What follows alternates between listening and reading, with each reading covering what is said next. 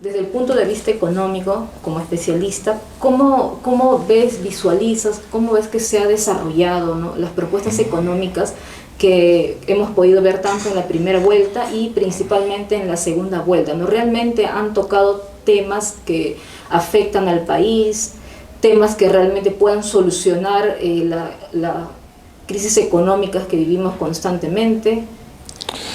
A ver, el escenario base sí te da una lectura transversal, ¿sí? Y tiene que ver con una sola palabra, populismo, ¿sí? El discurso político, tanto de cara a la primera como a la segunda vuelta, ha registrado una lectura muy gruesa en función a populismo, propuestas populistas, antitécnicas, simplistas y simplonas. Nunca aterrizadas, nunca concretadas y nunca solidificadas.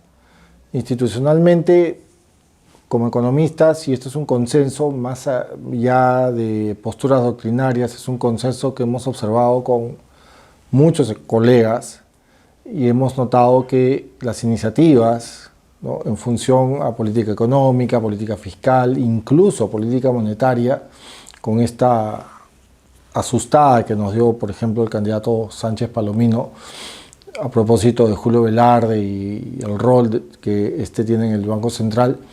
Bien, hemos percibido, hemos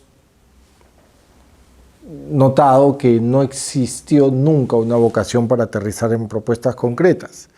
Y con propuestas concretas me refiero básicamente, por ejemplo, no solamente desde la política económica, ¿no?, que ya es un tema que lo pudieron haber tocado de manera genérica, porque entiendo que en un plan de gobierno no puedes desagregarlo todo, que hay muchos tópicos que deben ser, digamos, no consolidados o consolidados, ¿sí?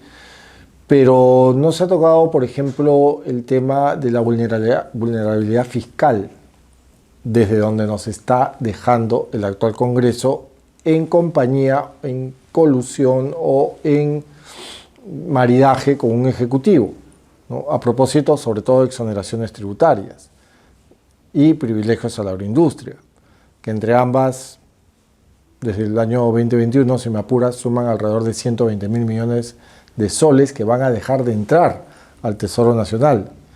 Y eso sí va a generar un gran problema para la siguiente administración, salga quien salga.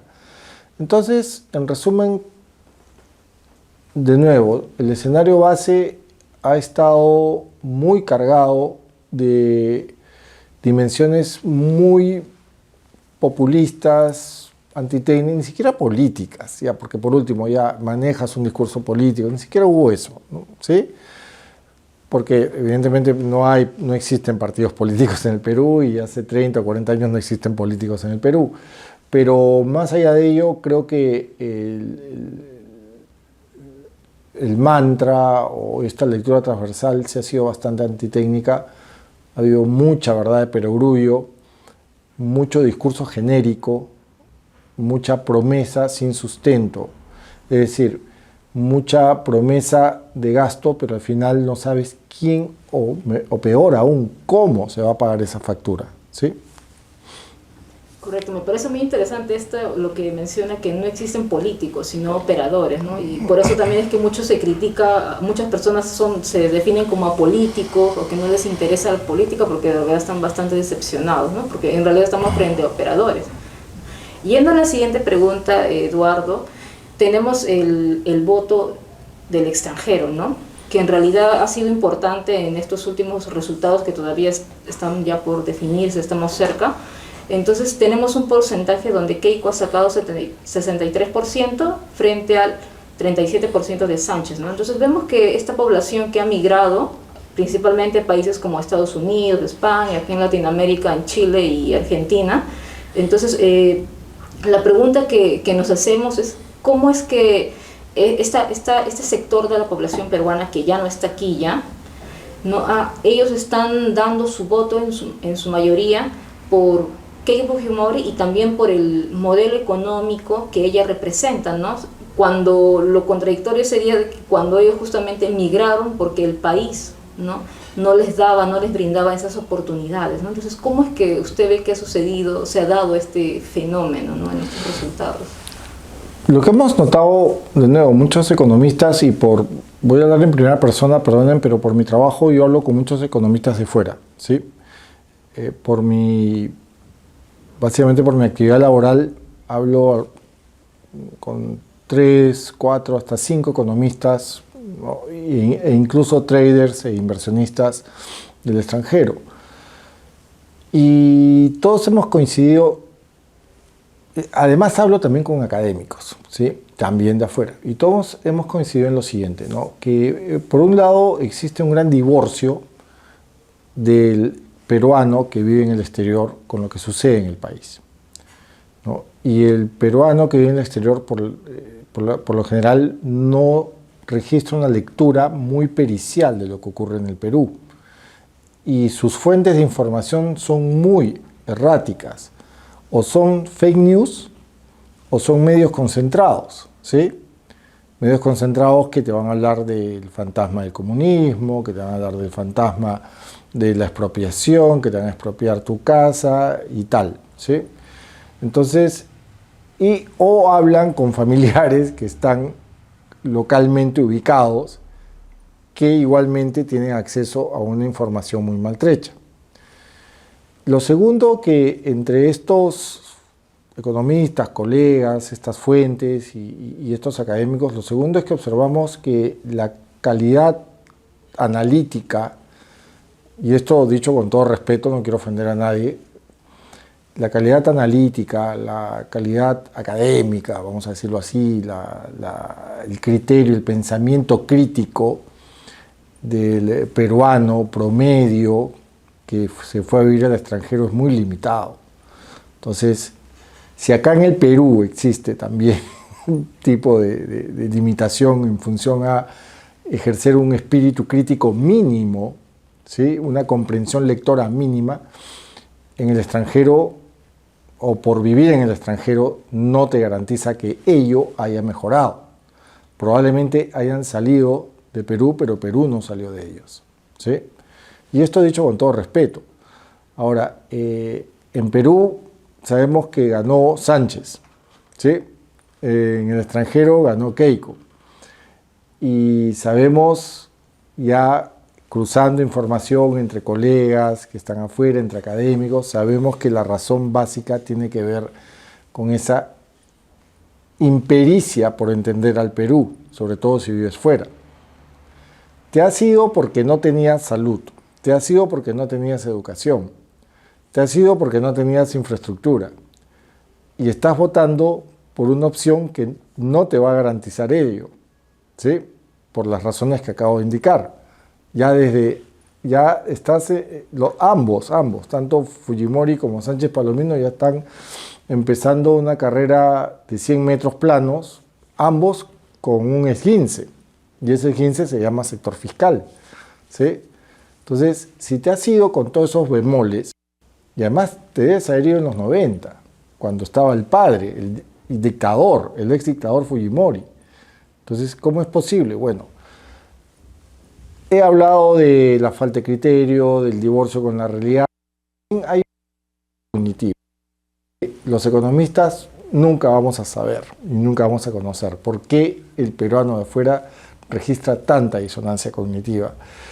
Creemos que, por ejemplo, en Estados Unidos, ya en esta era de Trump, ya se va desvelando un poco lo que era realmente Estados Unidos, ¿no? Una economía con muchos defectos y con muchos resabios en materia educativa, ¿no?, con unos indicadores PISA muy maltrechos también. Entonces, no esperemos tampoco que el peruano promedio que se haya ido a vivir a Estados Unidos, no estoy hablando tanto de Europa, pero a Estados Unidos, donde está el voto duro de Keiko, o a Canadá, ¿no?, que también hay un voto duro de Keiko ahí. Bueno, no esperemos que ese peruano promedio anote, digamos, esos espacios, repito, de criterio, de lógica, de pensamiento crítico, de pensamiento reflexivo, de pensamiento lógico, de razonamiento lógico matemático, de razonamiento lógico verbal. Porque en concreto, y de nuevo, por tercera vez, con todo respeto, son personas básicas, muy básicas, ¿sí? Que no han registrado mayor vocación o mayor estímulo para comprender más lo que está pasando en el Perú, ¿sí? Y eso es lo que nosotros, por lo menos desde la economía y también, digamos, un poco desde la neuroeconomía hemos estado observando, ¿sí? Bien, Eduardo, vamos a la contraparte. Ahora vamos con las regiones mineras que votaron en su mayoría por Sánchez. Por ejemplo, tenemos Cajamarca, Arequipa, estas regiones que es donde prima el sector extractivista. La pregunta sería, ¿no? ¿Por qué estos sectores, estas regiones, votaron en contra o dieron la espalda al proyecto de Keiko Fujimori cuando ellos supuestamente representan, ¿no? el empleo, una mejor economía, ¿no? ¿Por qué se dio esto? A ver, esto va más allá de la actividad, ¿no? Minería formal o minería informal, creo que esto va más allá de la actividad y tiene que ver ya más con un espíritu regional, ¿sí? Se sabe, se conoce que históricamente las regiones en los últimos 10 años se han visto atacadas en forma y en fondo, ¿sí? Básicamente por las autoridades políticas y económicas desde Lima, ¿sí? Existe el prejuicio también racial, existe también el prejuicio del clasismo, que no ha permitido tampoco a las regiones acceder a las mismas oportunidades que pudo haber accedido determinada horquilla muestral poblacional desde Lima. ¿A qué me refiero? Es más que evidente que una niña que nazca en Ilave, Puno, o un niño que nazca en Nauta, Loreto, no va a tener ni en lejos las mismas oportunidades que una niña o un niño que nazcan en Miraflores o en San Isidro respectivamente. Con lo cual creemos que hay una brecha muy profunda ahí de desengaño, de desencuentro, de disrupción entre lo que representa Lima, ¿sí? Lo que representa Keiko, ¿sí? Como política o antipolítica, como quieras verlo, y lo que representa una Lima más vinculada hacia lo que llamamos una derecha o ultraderecha más o menos consolidada, más o menos. Entonces, decía yo que hay un aspecto de forma y de fondo. De fondo ya lo acabamos de analizar rápidamente, pero hay un aspecto también de forma. Las matanzas que hubo entre diciembre del 2022 y enero, febrero, marzo del 2023 afectaron básicamente a la macrorregión sur, ¿sí? Donde Keiko no puede entrar, tampoco a Cajamarca. Entonces es increíble, es alucinante que un candidato, un postulante al más alto cargo público de una economía no pueda ir a una región. Porque eso de que Keiko sí ha aparecido en Puno, eso es todo un juego, ¿no? Eso es armado, ¿no? Eso es todo un juego de marketing político. Estuvo ahí en algunas zonas un ratito, habrían 4 o 5 que les habrán dado un tupper y tal, y nada más. Pero la realidad es que Keiko no puede ir, no puede ir a la macrorregión sur. Y mientras tú y yo estamos conversando, Fuerza Popular quiere desestimar alrededor de 7.000 votos en Puno, en algunos distritos, San Román y otros. Y esto es increíble porque el voto rural campesino fue un voto que durante casi un siglo estuvo vetado, ¿sí? Para el campesino, para el ciudadano, ¿no? Rural. Entre 1896 y 1979, el campesino iletrado, no hispanoparlante, simplemente no podía votar. Estamos hablando de 1979, hace apenas 50 años atrás, no podía votar, ¿sí? Entonces, todos esos desencuentros históricos, económicos, sociales, estructurales en general, provocan que evidentemente la propuesta, ¿no es cierto?, de Fuerza Popular haya sido desestimada de plano. Sumemos que me parece que entre la primera y segunda vuelta, que ya este es un tema mucho más puntual, ¿no?, hubo una desestimación por parte del Congreso, ¿no?, de continuar con la acusación, ¿no?, fiscal contra Dina Boluarte a propósito de los 50 muertos, ¿no? Me parece que eso fue entre el 12 de abril y 7 de junio, y ello evidentemente también provocó pues un rechazo muy puntual por parte de las regiones. Entonces todo es digamos, un generador de anticuerpos hacia Lima y hacia lo que Lima representa. Y Keiko representa esa Lima divorciada de la Sierra Sur, divorciada de los niños con anemia crónica infantil, con las mujeres campesinas entre 17 y 34 años que anotan esa anemia también crónica, esa Lima divorciada con ese interior del país, ese Perú duro, ¿no?, duro en todo sentido, y eso, ya con eso termino, decanta en lo siguiente, ¿no?, que más que una polarización, y es una opinión personal, no por lo tanto es válida, más que una polarización política que existe, porque, repito, hay partidos políticos, más que una polarización ideológica, y creo que tampoco, digamos, se da en el sentido político, más que una polarización económica, porque la matriz económica más o menos anda bien, es vulnerable, sí, y va a ser más vulnerable en el corto plazo y largo plazo. Existe una polarización regional, geográfica, muestral, de espacios geográficos muestrales, costa versus región andina. Entonces, eso también te provoca este tipo de disrupciones, ¿sí? ¿Por qué hay gente, algunos analistas, que leen el voto rural como justamente eso, voto anti-Lima, voto anti-establishment, o incluso voto de izquierda, cuando más parece perfilar un voto de hartazgo, no como algo netamente ideológico, ¿no? O sea, los analistas dicen es izquierda solamente porque es en contra de ello, cuando es algo, creo que más parece, como lo menciono, un hartazgo ante la falta de Estado. ¿Por qué hay analistas? Básicamente por dos motivos, ¿no? Nosotros hemos escuchado dos analistas conocidos hace un día o un par de días y señalar prácticamente lo siguiente, ¿no?, que el proyecto de Keiko Fujimori es un proyecto que puede sacar al Perú, ¿no?, de determinado estancamiento.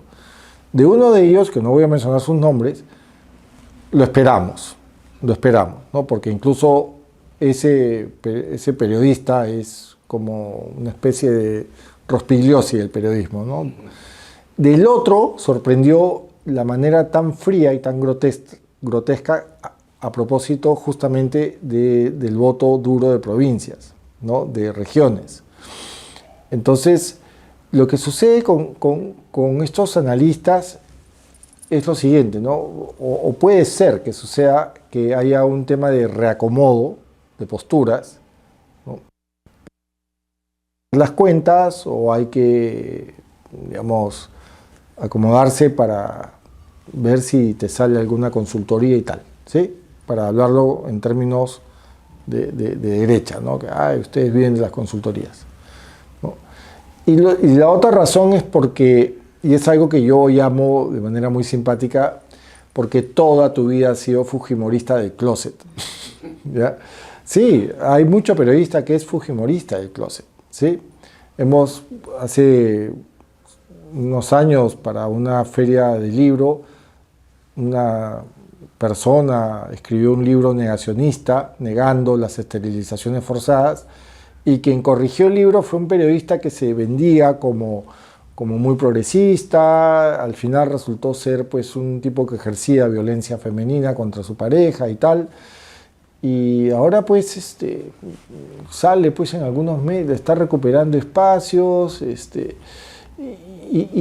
y ese tipo de periodista es muy común cuando el viento sopla a determinada, digamos, distancia o a determinado punto cardinal, ¿sí?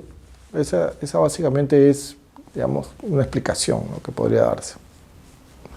Eduardo, todos en las elecciones, durante, post elecciones, hemos escuchado repetidamente la frase, ¿no?, de un grupo, ¿no?, de votantes, de que yo voto por Keiko por salvar la estabilidad económica. Entonces, la pregunta es, ¿qué tanto de cierto es eso?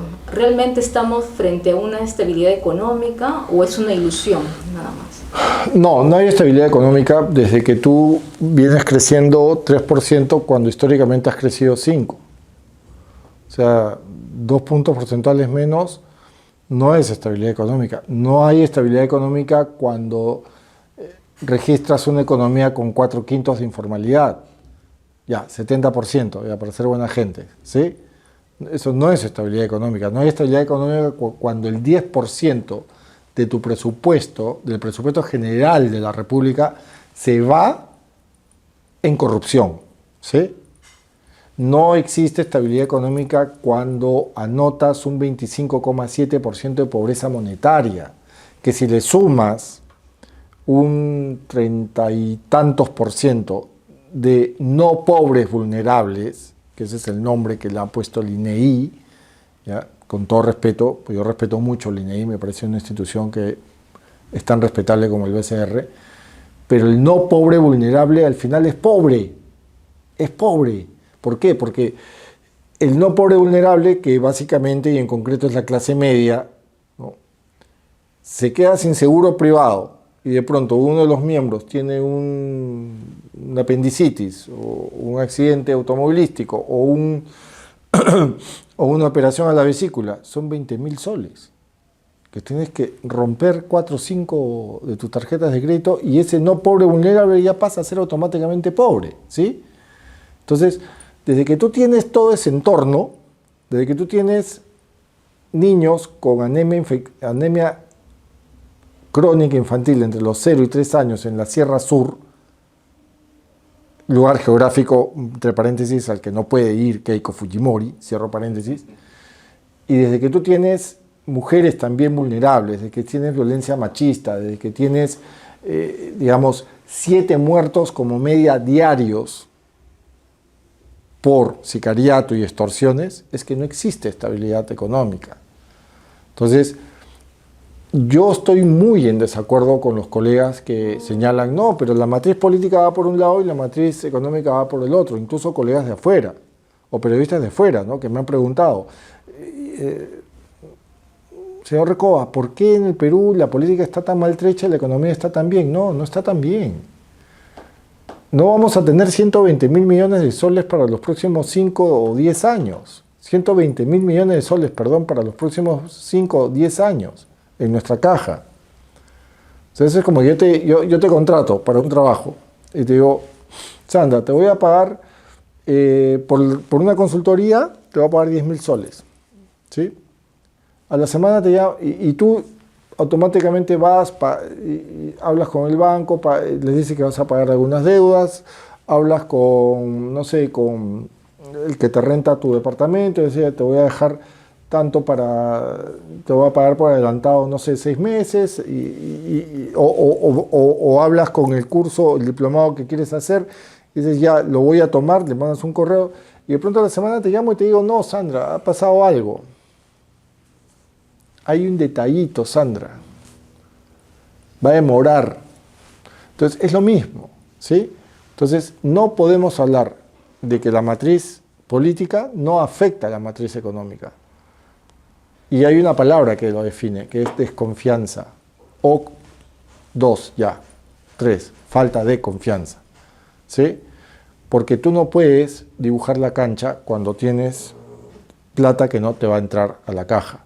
Cuando tienes una proyección de tu juventud, de tu niñez, muy distorsionada de cara al futuro. Cuando tienes informalidad, cuando tienes corrupción, cuando tienes instituciones débiles. No tenemos estabilidad económica porque no hay reformas judiciales que te permitan respetar, por ejemplo, contratos, no hay reformas políticas que te permitan, por ejemplo, evitar segundas vueltas como la que hemos tenido porque se tumbaron la ley PASO no tenemos reformas en gestión de presupuestos. Para que una iniciativa en el MEF una iniciativa de gasto, pueda ser factible, tiene que pasar por 20, 25, 28 oficinas.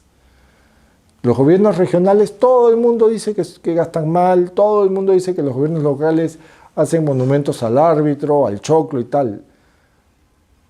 Pero lo que no dice la prensa concentrada es que los GORE y los gobiernos locales recurrentemente, todas las semanas, por no decir meses, le pide al MEF, queremos que nos capaciten en gasto, en herramientas para gastar, en software para gastar, queremos que nos capaciten. De acá, te llamo del GORE Cusco, ¿ya? Mándanos técnicos para que nos capaciten y nos digan cómo gastar bien. ¿Qué hace el MEF? No hace nada. Entonces no es el Cusco.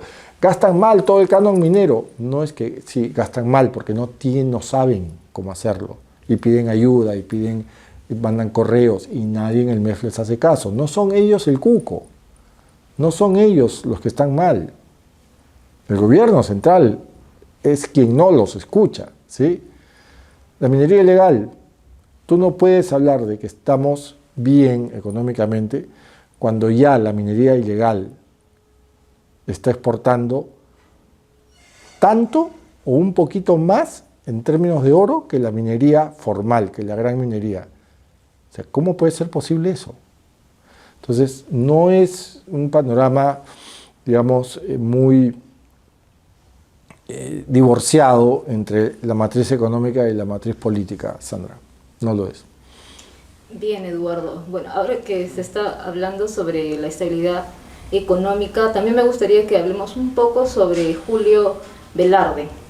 Bueno, en estas elecciones también hemos visto de que, por un lado, Sánchez, ¿no?, se dijo que pensaba no retirarlo, mejor dicho, del cargo en el Banco Central de Reserva, pero al final se dijo que se lo iba a ratificar en un eventual gobierno, ¿no? Entonces, la pregunta que yo tengo es de ¿por qué Julio Velarde representa tanto para la política y como para el plano económico? Representa él como un símbolo, un baluarte de estabilidad económica, es decir, sin él es como que algo se rompe en la economía, no va a funcionar. ¿Qué tan cierto es? Él tiene casi 20 años, ¿no?, en el cargo. Entonces, ¿realmente justifica tanto tiempo en su cargo? A ver, voy a dar una experiencia personal, ¿sí? Cuando empecé a practicar, allá en los 90, segunda mitad de los 90, empecé a practicar en un área de tesorería de un banco, que evidentemente ya no existe, el banco. Y recuerdo que era un lío, un gran problema diseñar operaciones interbancarias, es decir, que entre bancos se presten para mantener un nivel de liquidez, ¿sí? Y era un gran problema porque el BCR no tenía un buen sistema, no tenía un buen software, no tenía códigos, normativas, manuales de procedimiento, no tenía nada. El encaje era un lío, el encaje legal en soles, dólares, definirlo era un problema, ¿sí? De pronto surgió esta figura, ¿no?, este señor Julio Velarde. Yo personalmente no sabía de él, ¿no?, y de pronto se generaron informes, software, se creó el LBTR, me parece que fue un poquito antes de Velarde, pero él mejoró la sistematización de la economía monetaria y bancaria, que es diferente de la economía real, pero sí están conectadas. De ahí se generaron manuales, se generaron fórmulas, ecuaciones para definir, digamos, la oferta monetaria y tal. Se generaron códigos, normativas, se generó una ley orgánica del Banco Central. Y todo este producto decantó en 3 dimensiones básicas. Profesionalismo del BCR. El BCR sentó escuela en economía y siente escuela en economía. El BCR forma economistas y te diría que los forma mejor que en las universidades, que en las escuelas de economía. Y quizás lo tercero y más importante es que el BCR es la única institución meritocrática que existe. Un practicante del BCR ingresa y sube por sus méritos. Para empezar, ingresa tras tomar un examen, ¿sí? cosa que en muy pocas instituciones, por no decir ninguna, en el Perú se da. Y no ingresa porque se apellida tal, porque estudió en el colegio tal, o ha estudiado en la universidad tal, o porque habla inglés, o porque su colegio se pagó en dólares y no en soles, ¿sí? Ingresa porque sabe. No son como las convocatorias de los ministerios, que ya sabemos que esa convocatoria ya tiene nombre propio. Juanito Pérez, que es amigo del ministro, o amigo del amigo del amigo del primo del tío, ¿sí? Pero tienen que hacer la convocatoria en el peruano porque tienen que cumplir con la ley. Pero ya sabemos que esa convocatoria tiene nombre propio. En el BCR no es así. Entonces, no es que hayan personas indispensables. Yo no creo eso. Yo no creo que en la vida hayan personas indispensables, pero sí hay personas talentosas, Sandra. Y Velarde tiene talento. O sea, en 20 años, él ha pasado por 2 dígitos de presidentes. ¿Ya? ¿Sí? En 20 años él ha pasado por una crisis sistémica global y como 4 o 5 eventos, no sistémicos, pero sí crisis financieras. Y ahí lo tienes, parado y sin polo. Y ahí lo tienes, con reservas medianamente serias, no son las más grandes de la región de América Latina, pues bueno, si estamos comparando con Brasil y México, evidentemente no somos los más grandes, pero si nos comparamos con Chile, Colombia y tal, bueno, ahí estamos bien. Tenemos una posición de cambio que nos permite una estabilidad cambiaria.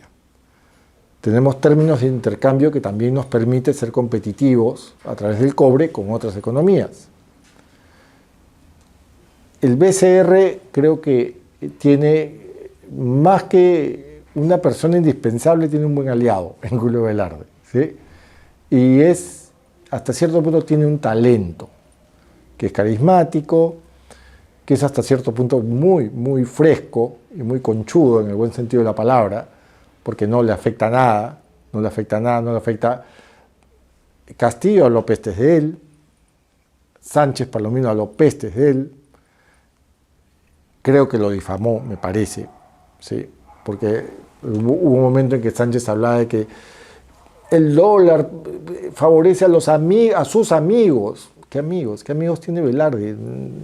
Yo no sé, yo ni siquiera sé si tiene amigos. Nadie sabe su vida privada. Entonces, creo que Velarde tiene un talento, ¿no? Y desgraciadamente ese talento va a tener un tiempo de caducidad. Ya tiene un tiempo de caducidad. Porque el tipo no es joven, ¿sí?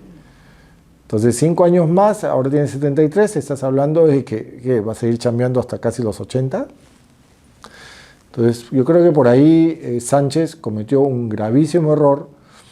Eso, más lo de Humala, más lo del FENATEP. Bueno, él trató de revertir eso, darle vuelta de tuerca a eso, darle vuelta a la tortilla, lanzando como si fuera un juego un segundo plan de gobierno, cuando a mí me parece eso de lanzar planes de versión 1 a versión 2, me parece lo más antidemocrático del mundo. Entonces, creo que eso fue un gran error, un gran error. Repito, nadie es indispensable, pero creo que hay algo que se llama talento que sí es bastante imprescindible para un determinado cargo público, ¿no? Pero no es un poco peligroso depender tanto de una figura, una persona para algo público, igual como en la política, ¿no? A veces pensamos que un presidente, la figura mesiánica no va a salvar, cuando la realidad no es así, no son las instituciones fortalecidas las que mejoran. Justamente está hablando que Velarde ya sabes, va a salir dentro de poco, ¿cuál sería pues las miras para adelante? Va a ser algo así, ¿no? Porque si es una persona, cuando se cae con la institución. ¿Con el BCR pasaría algo así con Velarde? No, yo creo que el escenario es saludable en el BCR, ¿no? Porque, como dije hace un ratito, el BCR ha sentado una escuela de economistas, ¿sí? De economistas del Banco Central. Y lo más probable es que una de las condiciones que va a imponer y a exponer Julio Velarde va a ser que lo reemplace un economista justamente del Banco Central, ¿sí? Y es muy probable que sea así. Y tengo el nombre, pero evidentemente no lo puedo decir, pero pero es muy posible que sea así, ¿no? Que sea un economista que sea elegido por Julio Velarde. Así como el papá. Algo así, va a ser como un cónclave de pronto. ¿Y quién cree que sería su sucesor en caso que él, bueno, por su edad, ¿no? O tal vez por alguna enfermedad, él mismo se retire, ¿no? O incluso No puedo dar nombres, evidentemente, pero sí puedo asegurar que va a ser alguien, uno, del BCR y dos, formado por él. Sí, eso sí puedo asegurar. Siguiendo su línea, digamos. Sí. Ya. Bueno, estamos ante la última pregunta del bloque 1. El bloque 2 es corto en realidad. Esta última pregunta es sobre, tenemos la situación de que, por ejemplo, temas como la ecología, el medio ambiente, los derechos humanos, sociales, no siempre son tocados como temas sociales separados de la economía, como que si no tuvieran algún tipo de relación, o si, por ejemplo, si la minería ilegal, ¿no? afecta, o ilegal o legal también afecta, por ejemplo, el medio ambiente, no tuviera nada que ver con el tema económico. Entonces la pregunta va por el lado de que ¿por qué se sigue dando esa discusión económica en el Perú? ¿No? ¿Por qué se sigue tratando estos temas? Me refiero a los derechos humanos, medio ambiente, ¿no? Como si fuera un lujo ideológico, ¿no? Y no como realmente como variables económicas que son parte del tema económico. ¿Por qué esa separación? A ver, lo que sucede es que en los últimos 20 años o 30 años, este tipo de tópicos ha sido prácticamente monopolizado por la academia. No está mal, pero tampoco está del todo bien. La academia ha fagocitado el tema medioambiental, el tema de derechos, ¿no? medioambientales y tal, pero tampoco ha tenido la pericia de abordarlos con un conocimiento basado en señales, en indicadores, en una especie de dashboard que significa pizarra, ¿no? donde puedan saltar pues indicadores. No lo ha hecho mal, pero tampoco lo ha hecho bien. Y es un mea culpa también para los economistas, ¿no? Por ejemplo, el tema, tú hablaste de medio ambiente y derechos, por ejemplo, al agua, me imagino. Bueno, eso también tiene que ver con instituciones. La Autoridad Nacional del Agua, la Autoridad Local del Agua, es un tipo de institución que está muy debilitada. Los agroindustriales prácticamente hacen y deshacen, hacen lo que quieren con el ANA, ¿sí? Entonces, y esto, repito, no lo ha sabido manejar bien la academia y tampoco, evidentemente, menos aún los medios y menos aún las autoridades políticas y económicas. Entonces creo que ahí hay un tema que aún está en agenda por parte de estas tres dimensiones, ¿no? Academia, medios y en general, ¿no? Todas las personas que de alguna manera están involucradas con ello. Hubo avances, sí, y estos avances increíblemente no vinieron de acá, no vinieron de Perú, vinieron de fuera, a través de la OCDE, ¿no? La Organización para la Cooperación y Desarrollo Económicos. Pero todavía nos falta muchísimo en términos de saber realmente qué es lo que está pasando con la minería formal y la minería informal, o la minería popular, o la minería formalizada. Ojo, que es muy distinto a hablar de minería informal, porque la minería formalizada es un tipo de minería informal que se comporta como minería informal. No obstante, sí está en el REINFO y está en el MAP, y están inscritos y tal. Y hasta tienen asociaciones y cooperativas, pero continúan prolongando un riesgo. Y lo que sucede es que, decía yo hace un rato, no hay indicadores. Y en eso ha fallado también la academia. Y también la gestión pública, evidentemente. Las autoridades, ¿no? Como tercer elemento.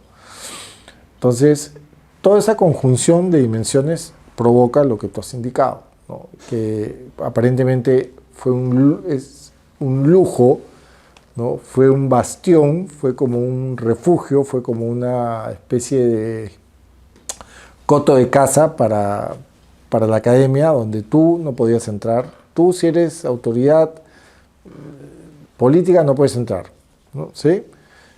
Tú si eres, no lo sé, si eres un consultor no puedes entrar. Esto es nuestro. Y repito, es un mea culpa porque eso también tiene que ver con la informalidad, que es una dimensión que la conocemos muy poco. Todavía lo que sabemos de informalidad es la punta del iceberg, Sandra.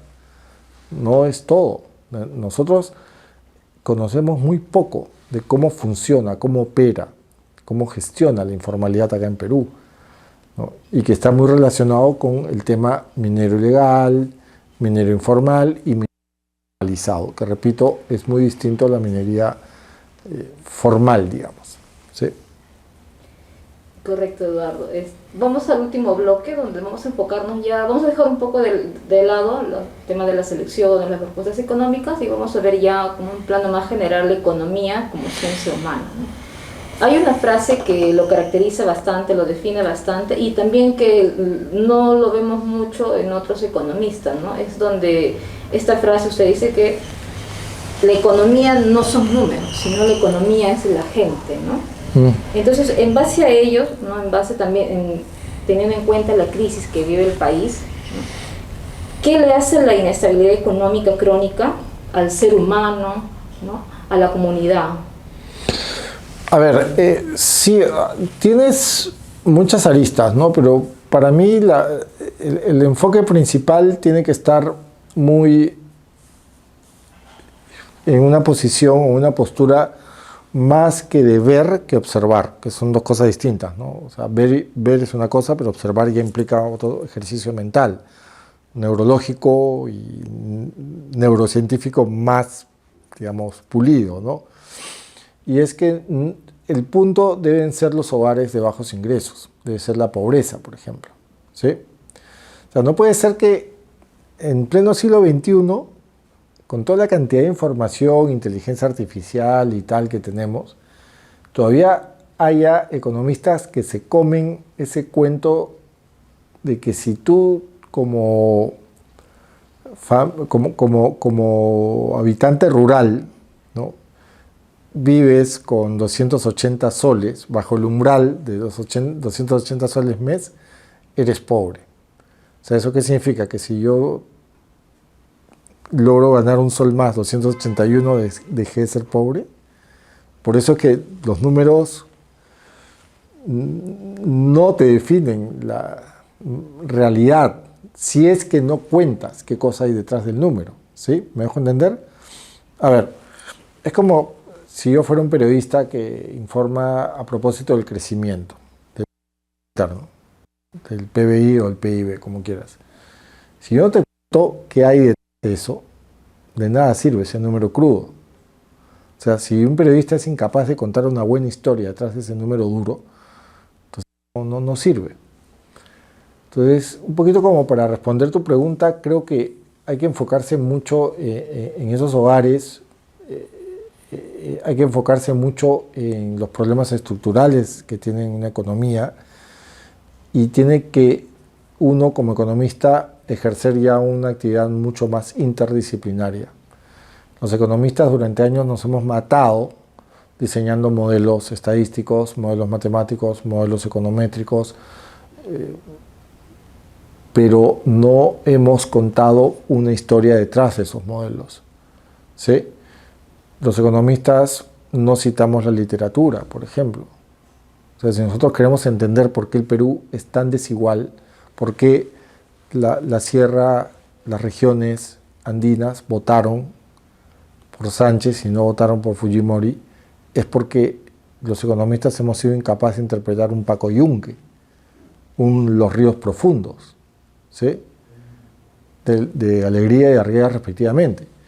Entonces, pero sí somos expertos en lanzar números y lanzar modelos y porcentajes y tal, pero no explicamos la estructuralidad de la economía, que tiene que ver con historia, con política, con filosofía, con antropología, con sociología.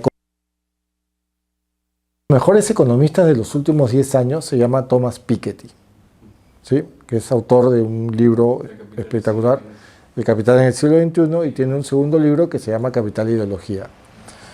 Thomas Piketty fue un pata que en el 2014 13 o 14, te contaba la historia de la desigualdad de la humanidad citando a Alejandro Dumas, citando al conde de Montecristo. ¿Sí? Y eso te lleva al punto que indiqué, ¿no? La interdisciplinaridad, a la multisectorialidad de tu disciplina profesional. ¿Sí? Acá tuvimos a un Bruno Seminario que escribió un libro espectacular, ¿no? La historia de la economía peruana desde el siglo XVIII a la fecha, que en paz descanse, Bruno, que hizo lo mismo, hizo el mismo ejercicio. Claro, son las gráficas, las estadísticas son necesarias, pero al mismo tiempo, en simultáneo, te metió la historia ahí, ¿no? Te metió lo que hay, contó algo que iba más allá de las gráficas, ¿no? Y con esto acabo, un ejemplo, ¿no? Muchos libertarios dicen lo siguiente, ¿no? No hay que elevar los impuestos porque eso va a provocar estancamiento, enfriamiento económico. Bueno, Thomas Piketty en su libro Capital y Ideología demostró que entre 1950 y 1980 en Estados Unidos y Reino Unido se impuso un impuesto a las megafortunas y a los megasalarios del 80%. ¿Qué pasó con las megafortunas? ¿Qué pasó con los megamillonarios? No les pasó nada. Es más, ganaron más plata, ¿sí? ¿Por qué? Porque evidentemente con un impuesto de esa naturaleza se pudieron pagar servicios, salud, educación, cultura, etc. Y cuando ese entorno, tu ecosistema, tiene buena accesibilidad en términos, por ejemplo, de servicios, eso va a ir bien. Tu actividad productiva va a ir bien. Vas a emitir más acciones, vas a emitir más bonos y tal. Entró Reagan y cortó ese impuesto y todos los megamillonarios felices. Estados Unidos inició un camino de descenso en términos de renta. El Reino Unido entró Thatcher, igualito. En términos de renta se fue para abajo, ¿sí? Entonces, ese tipo de economista es el que necesitamos, ¿no? Es un tipo de economista que te cuenta el número, pero al mismo tiempo te cuenta qué es lo que pasó con la política, qué pasó en esos 30 años, qué pasó, y después qué pasó con Reagan y con Thatcher, quiénes eran Reagan y Thatcher, ¿no? Era un señor libertario o una señora libertaria, ¿no? Que fueron extremadamente tóxicos para sus respectivos países, ¿no? Thatcher se tumbó el programa de vaso de leche en Reino Unido, ¿no? Además de otros crímenes, ¿no? Como asesinar a 300 chicos argentinos en Malvinas con el Belgrano, ¿sí? Entonces, es bacán porque cuando tú lees ese tipo de economistas te lleva este tipo de reflexiones, ¿no? Y conoces las consecuencias de un hecho económico que puede ser anecdótico, estadísticamente hablando. Ah, sí, pues subieron el impuesto, sí, pues sube, la economía se dinamizó porque hubo mejor entorno y tal, y hubo más consumo, más demanda, qué bacán. Ah, ya, sí, pero no, pero ya la retórica es otra y la vocación por ir más allá del número también es otra, ¿no? Como materialismo, básicamente. Sí, o sea, es algo que yo siempre se lo digo a los periodistas, sobre todo a los que se dedican al periodismo económico, ¿no? Que en el Perú prácticamente el periodismo económico no existe, ¿no? Que si van a contar, por ejemplo, la vez pasada escuchaba a una periodista de una conocida radio, la radio más conocida del Perú, no voy a decir ni el nombre de la radio ni el nombre de la periodista. Estaba feliz porque teníamos el Perú tenía una de las inflaciones más bajas de América Latina. Estaba feliz. Y eso está mal. Eso está mal. Está mal tener una inflación baja. Es tan malo como tener una inflación alta. Una inflación baja significa que si a ti te da una gripe, de pronto tu cuerpo, tus glóbulos blancos, no sé, que me corrija mi hermano médico fujimorista, no están reaccionando. O sea, una inflación baja significa que tu Producto Bruto Interno, tu demanda interna, tu consumo interno no está reaccionando. Tu demanda no se está moviendo. Pero la chica estaba feliz, porque no. Hay inflaciones que, no siendo positivas, reflejan que los hogares están consumiendo. Y eso es saludable. Por eso se mueven los precios. ¿Sí? Entonces es algo que siempre se lo digo a los periodistas, ¿no? O sea, es más, yo no sé por qué en las universidades no hay periodismo, no existe un curso que se llama periodismo económico, ¿no? Entonces, cuenten una historia, o sea, invitaron a un economista, y el economista sí, que somos lo máximo, que el sol peruano es el dólar de Sudamérica. No es el dólar de Sudamérica, no es el dólar de América Latina. El real brasilero, el peso mexicano nos mete un cabezazo y nos tumba. Entonces, simplemente es porque tenemos, nuestras cuentas monetarias están ordenaditas, ¿no? Así como cadetitos. Pero no es que seamos una economía extremadamente invulnerable, ¿no? ¿Sí? Yo creo que, bueno, en parte a lo que estaba diciendo de que no hay periodistas económicos, también creo, no sé si está relacionado, ¿no? Que tampoco hay en las escuelas públicas, tampoco hay un curso de economía, ¿no? No se enseña economía, creo que desde lo más básico, ¿no? Hasta ya abordar un poco más la parte más compleja, no existe. Claro. O sea, no hay cursos de, claro, es una reflexión particularmente uno como economista se pone a pensar y dice, en los colegios debería haber un curso de educación financiera, ¿sí? Y ya, porque no existe eso, no solamente en Perú, en toda América Latina, ¿sí? Y es para ayer que se necesita eso, porque tenemos, desde mi generación hasta la actual, tenemos chicos sobreendeudados o que se endeudan por un auto. O adultos que reciben su CTS y su AFP y se compran su televisor de 80 pulgadas en lugar de matar deudas. Hay adultos que no saben cómo funciona una tasa de interés compuesta, una tasa de interés. Entonces son tópicos que se pueden ir enseñando desde primaria. Ya existe una resolución vicerrectoral del Minedu, pero no se ha aplicado. A nivel de escuela pública no se ha aplicado, y menos a nivel de escuela privada. Entonces, es importante, es clave de una vez que un colegio privado implemente, ya sea esto desde la horquilla local como desde el IB, ya es tiempo de que comiencen los colegios a generar más espacios de educación financiera, ¿sí?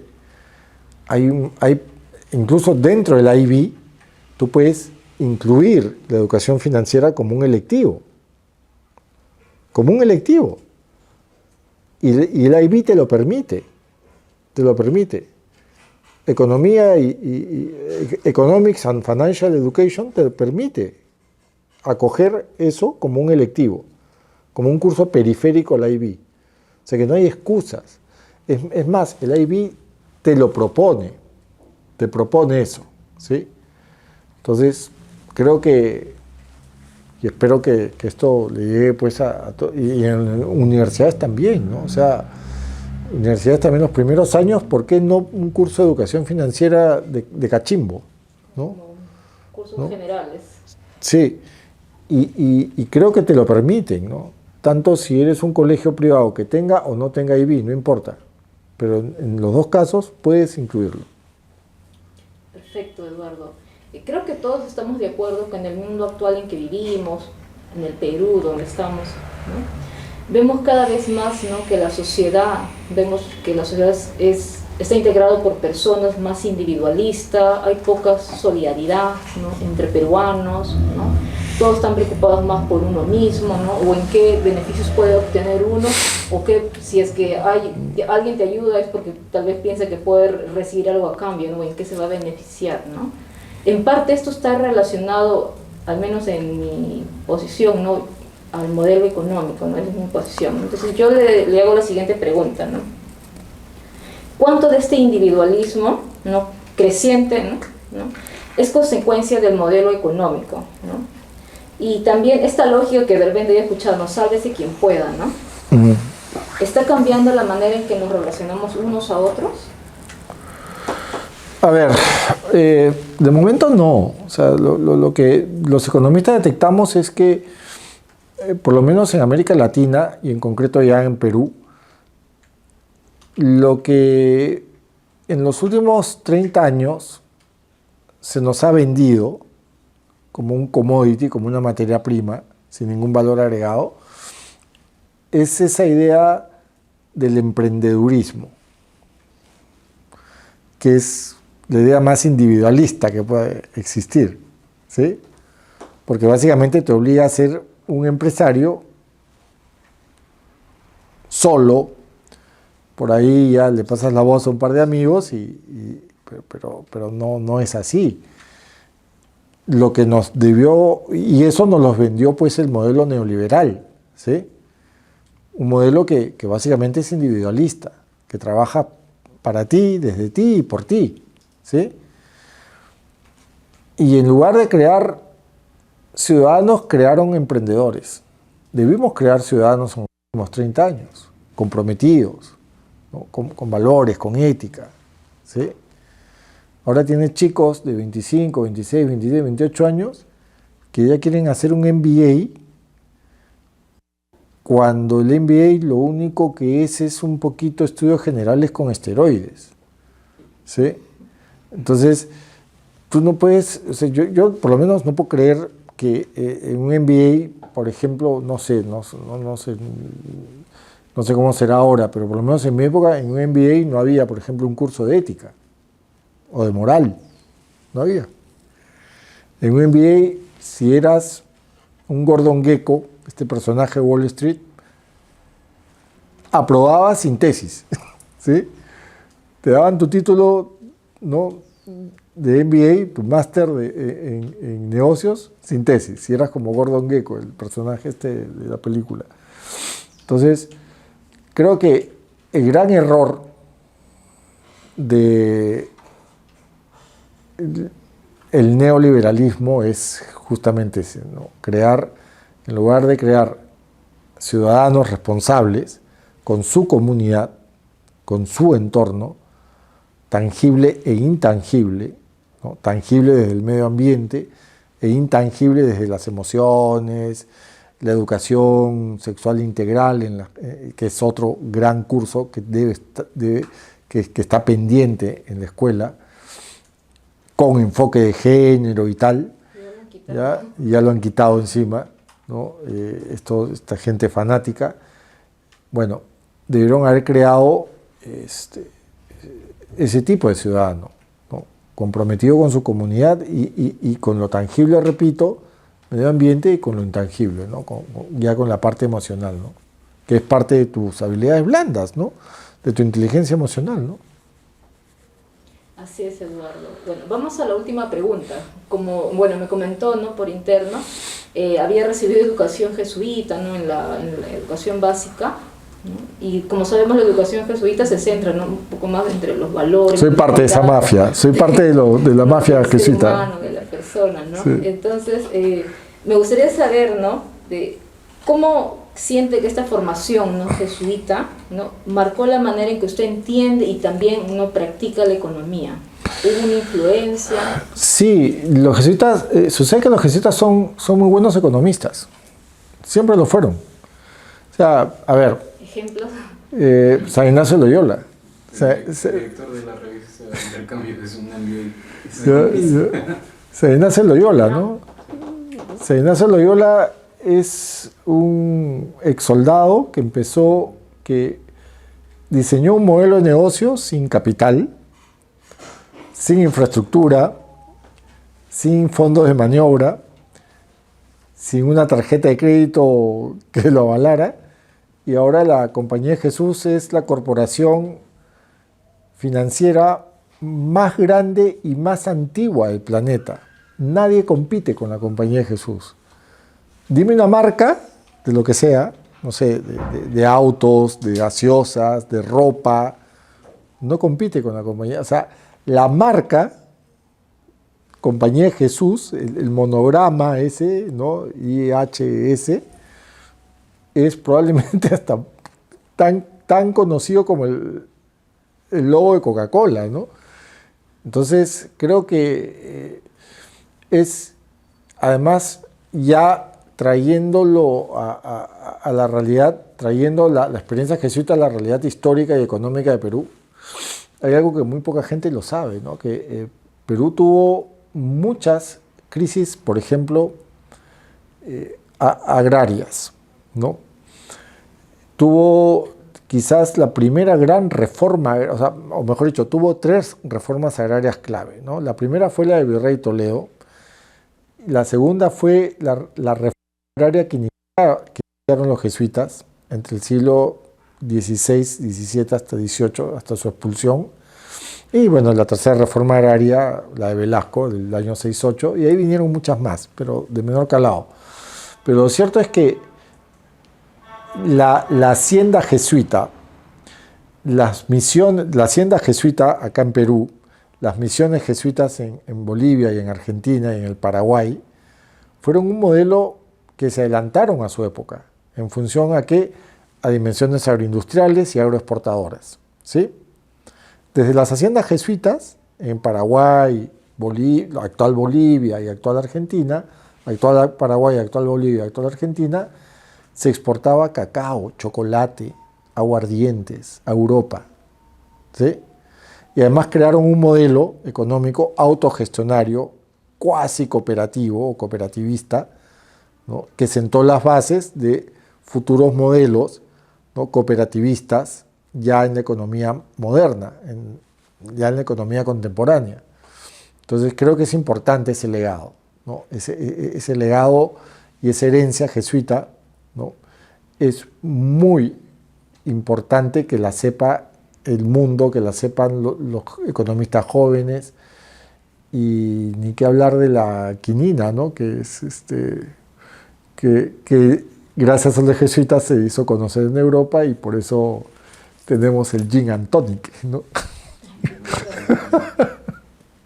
Eduardo, mira, este concesionario de preguntas lo hicimos entre Fabián y yo. Sin embargo, me gustaría saber si relacionado sobre la temática, ¿no? que hemos tratado ahora, si alguna pregunta no lo hemos hecho o le gustaría responder o comentarnos, algo que considere importante. No, creo que hemos agarrado todos los temas, ¿no? Infraestructura, economía, política, elecciones, ¿no? Había algo que me quedó ganas de preguntar, pero como estaba en la corrida de preguntas, hubo un momento en que se quedó hablando sobre el perfil de Keiko, que no es presidenciable para nada y no tiene pues los conocimientos, y el de Roberto Sánchez tampoco. La pregunta creo que quedaría sería entonces, ¿qué es lo que deberíamos esperar de un líder político ahora, más aún con la fragmentación tan grande que hay? Y que parece que eso se está buscando por los resultados de las 2 últimas elecciones, 2016 y 2021. Se nota que gran parte de esta región de Puna, Purímac, de la selva, está buscando un tipo de tal vez presidente, y la pregunta sería cuál es el que parece que la gente quiere y cuál es el que realmente necesitaríamos en el contexto. ¿Qué es lo presidenciable?